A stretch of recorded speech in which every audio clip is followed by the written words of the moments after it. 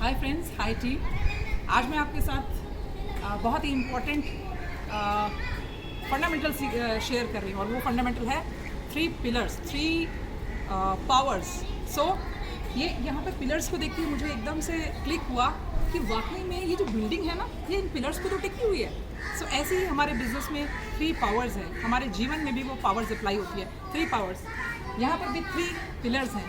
Okay, सो और ये तीनों मिलके क्राउन बना रहे हैं। सो 3 पिलर्स मतलब number 1, power of spoken words. Power of spoken words का मतलब जो चाहिए वो बोलिए। Speak what you want. जो आप चाहते हैं जीवन में, आपके जीवन में जो भी आप पाना चाहते हैं, बोलना शुरू कर दीजिए। क्योंकि एक लॉ है सोइंग एंड रीपिंग का। जो आप बोएंगे वही आप काटेंगे। जो आप बोलेंगे, यूनिवर्स उन्हीं शब्दों को बहुत सारे पावर के साथ मल्टीप्लाई करके आपको लौटा देगा। तो जीवन में जो चाहिए उनको बोलिए, सोचिए। कुछ भी बोलने से पहले देखिए कि जिन बीजों को आप इस धरती में डालने वाले हैं, जो मल्टीप्लाई होकर आपको वापस मिलने वाले हैं, क्या आप उनको रियल सेंस में पाना चाहते हैं? तो बीज की क्वालिटी अच्छी कीजिए, यानी शब्दों की क्वालिटी अच्छी कीजिए, सोच की क्वालिटी। जब सोच की क्वालिटी अच्छी होगी तो नेचुरली आपके शब्द भी अच्छे आएंगे। नंबर 2, पावर ऑफ यूनिटी, एकता में शक्ति।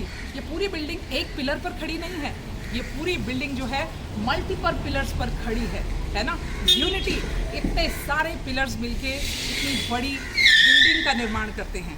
ओके, सो कोई भी चीज़ जो बहुत बड़ी है, जो विशाल है, वो जो है यूनिटी के साथ है।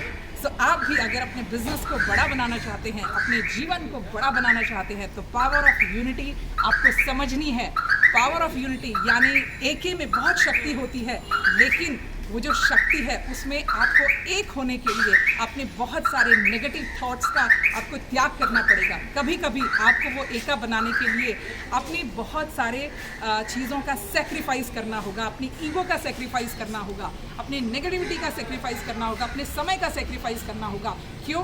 क्योंकि यूनिटी बहुत बड़ी चीज़ है। हो सकता है किसी एक एबीओ को संभालने के लिए उसके, अगर आप एक गुण उसका बहुत प्रोमिनेंट है, अगर उसके अंदर कोई एक पावर बहुत प्रोमिनेंट है, तो उस पावर के लिए हो सकता है आपको अपने जो है वो कई बार अपने विजडम का इस्तेमाल करना होगा।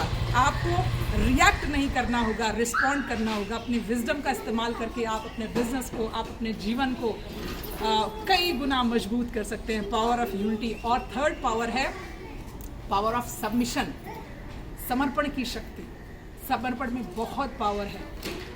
हम जब अपने इष्ट को, चाहे वो आपके गुरु हों, चाहे वो आपका कोई माता पिता हो, आपका ईश्वर हो, आपका कोई भी जिसको हम बोलते हैं, जिस भी आप भगवान को मानते हैं या रिलीजन को मानते हैं, तो जिसके आगे भी आप प्रेम से और पूरी पावर के साथ नतमस्तक होते हैं, तो वहाँ से चमत्कार शुरू होता है। तो उसको कहते हैं पावर ऑफ सबमिशन।